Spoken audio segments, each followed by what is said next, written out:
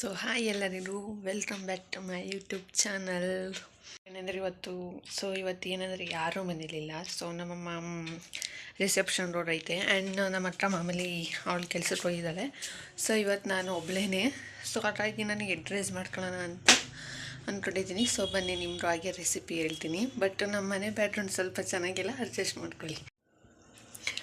ಅನ್ನಕ್ಕೆ ಇಟ್ಟಿದ್ದೀನಿ, ಸ್ವಲ್ಪ ಅನ್ನ ಆಡಬೇಕು. ಅಷ್ಟರಲ್ಲಿ ತರಕಾರಿ ಸ್ವಲ್ಪ ಎಗ್ ರೈಸ್ಗೆ ಏನೇನು ಬೇಕು ಅದನ್ನೆಲ್ಲರೂ ಇಟ್ಕೊಂಡು ಮತ್ತೆ ವಾಪಸ್ ಬರ್ತೀನಿ.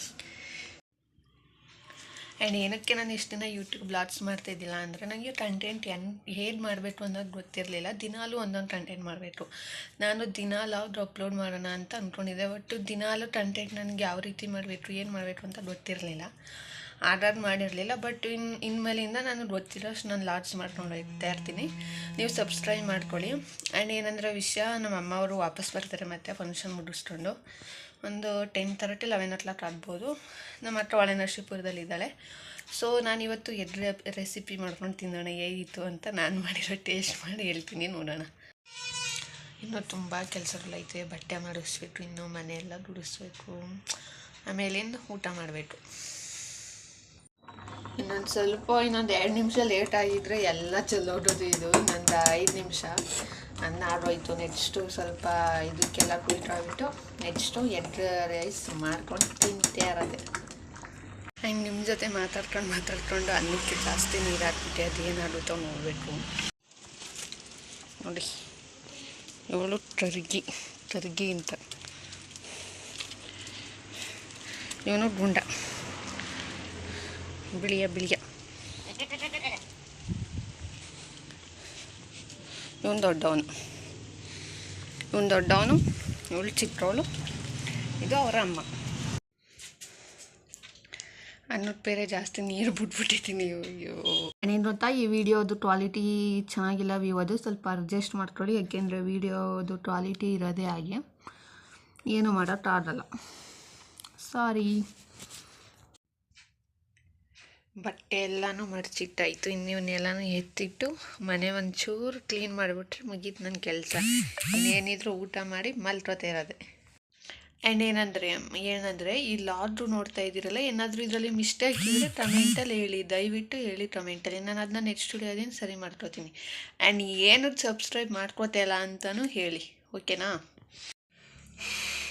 ಇದು ನಾನು ಒಬ್ಳಿಗೆ ಮಾಡ್ಕೊತಿರೋದು. ಹಾಗಾಗಿ 2 ಈರುಳ್ಳಿ ತೊಗೊಂಡಿದ್ದೀನಿ, ಒಂದು ದಪ್ಪದು ಮತ್ತು ಒಂದು ಸಣ್ಣ, ಮತ್ತು ಅರ್ಧದಲ್ಲಿ ಇನ್ನೊಂದು ಸ್ವಲ್ಪ ಟಾಲ್ಬಾರ ಕ್ಯಾರೆಟು ಆ್ಯಂಡ್ ಒಂದು ಹಸಿಮೆಣ್ಸಿನ್ಕಾಯಿ ಆ್ಯಂಡ್ ಒಂದು ಬೀನೀಸು.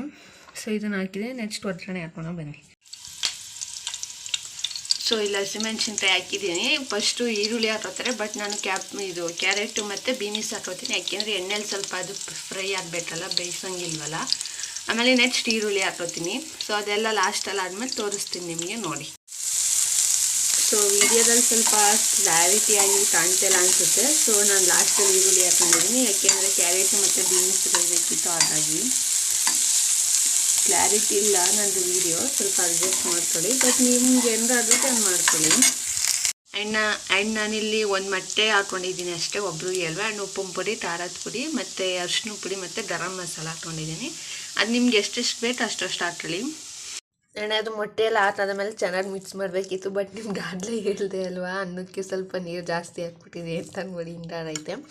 ಬಟ್ ನಿಜವಾಗ್ಲೂ ಟೇಸ್ಟ್ ಮಾತ್ರ ಚೆನ್ನಾಗೈತೆ. ಅನ್ನ ಸ್ವಲ್ಪ ಹುಡಿ ಆಗಿದ್ರು ಇನ್ನೂ ಸಖತ್ತಾಗಿರೋದು. But it's okay, next time ನಾನು ನಿಮಗೆ ನಾನು ಕೇಳ್ಕೊಡ್ತೀನಿ. ಯಾಕೆಂದರೆ ಗ್ಯಾಸ್ ಇದ್ರ ಮೇಲೆ ಸ್ವಲ್ಪ ಮೊಬೈಲ್ ಇಟ್ಕೋಬಾರ್ದು, ಹಾಗಾಗಿ ನಾನು ಸ್ವಲ್ಪ ಕಟ್ ಮಾಡಿದ್ದೀನಿ. ಬಟ್ ರೆಸಿಪಿ ಎಲ್ಲ ಸೇಮೇ ಇದೆ. ಬಟ್ ಅನ್ನ ಸ್ವಲ್ಪ ಇದ್ರ ಥರ ಬೆಂದುಬಿಡ್ತು ಅನ್ನೋದು ಬಿಟ್ಟರೆ ಇನ್ನೇನಿಲ್ಲ, ಟೇಸ್ಟ್ ಮಾತ್ರ ಚೆನ್ನಾಗಿದೆ. ಸೊ ಅಲ್ಲಿ ಒಲೆ ಮೇಲೆ ತವ ಇಟ್ಟಿದ್ದೀನಿ ಆಪಲ್ ಆಮ್ಲೆಟ್ ಹಾಕೊಳ್ಳೋಕ್ಕೆ. ಸೊ ಅದನ್ನು ಲಾಸ್ಟಲ್ಲಿ ತೋರಿಸ್ತೀನಿ ನಿಮಗೆ. ಸೊ ಫೈನಲಿ ರೆಡಿಯಾಗಿದೆ ಎಗ್ ರೈಸ್ ಮತ್ತು ಆಪಲ್ ಮತ್ತು 2 ಕಾಂಬಿನೇಷನ್ ಮಾತ್ರ ಸೂಪರಾಗಿರುತ್ತೆ ಅಲ್ವಾ. ಸೊ ಟೇಸ್ಟ್ ಮಾಡಿ ನೋಡ್ತೀನಿ ಹೇಗಿದೆ ಅಂತ. ಆಗಲೇ ಹೇಳ್ದಂಗೆ ಅನ್ನ ಒಂದು ಬೆಂದ್ಬಿಟ್ಟೈತೆ, ಅದೊಂದು ಸರಿ ಹೋಗಿದ್ರೆ ಚೆನ್ನಾಗಿರೋದು.